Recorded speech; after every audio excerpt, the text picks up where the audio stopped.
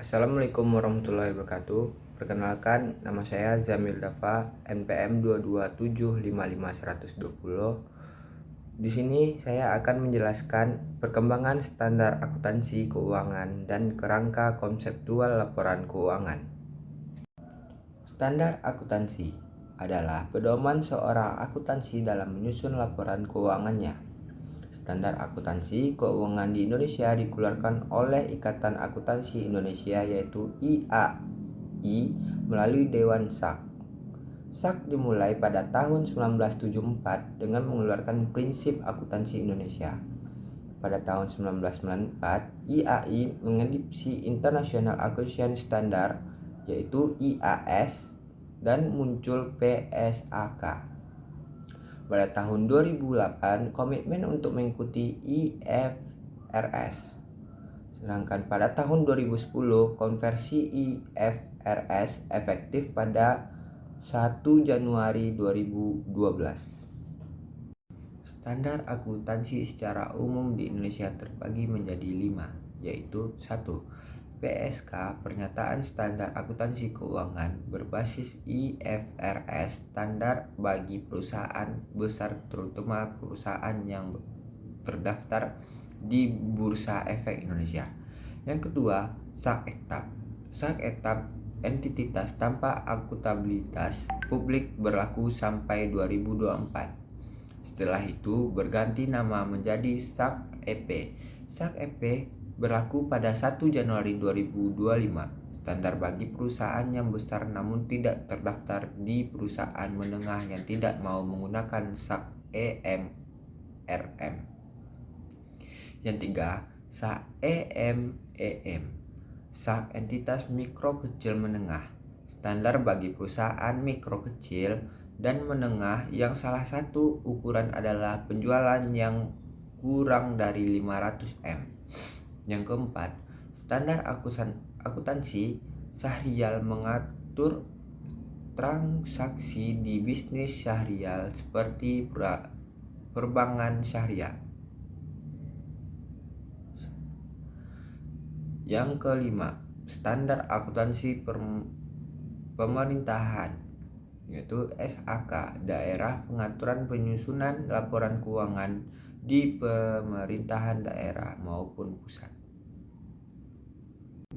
Standar akuntansi untuk seragaman laporan keuangannya relevan. Yang kedua, memudahkan menyusun laporan keuangan karena ada pedoman baku sehingga minimalkan bias dari penyusun. Yang ketiga, memudahkan auditor dalam mengaudit.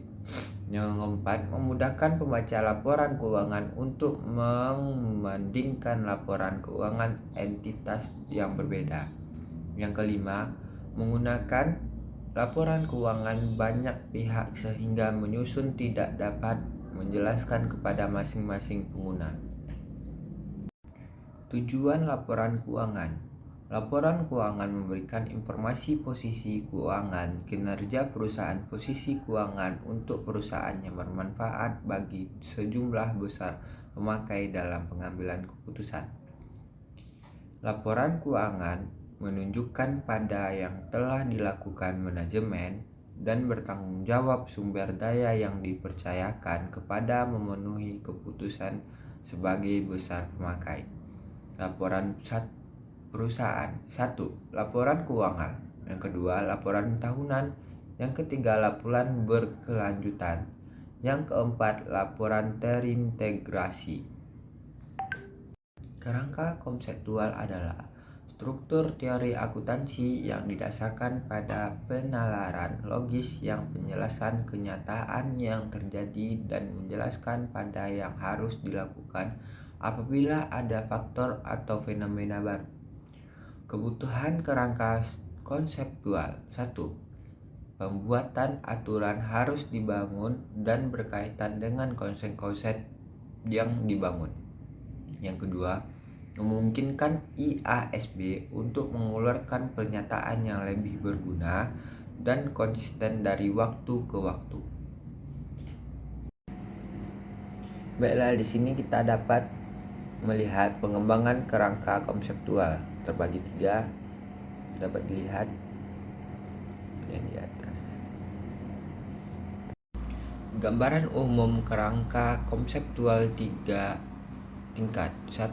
Tingkat pertama yaitu tujuan dasar. Tingkat kedua yaitu unsur-unsur laporan keuangan. Tingkat ketiga pengakuan, pengukuran, dan konsep pengungkapan. Itu saja yang dapat saya sampaikan. Saya akhiri dengan Assalamualaikum warahmatullahi wabarakatuh.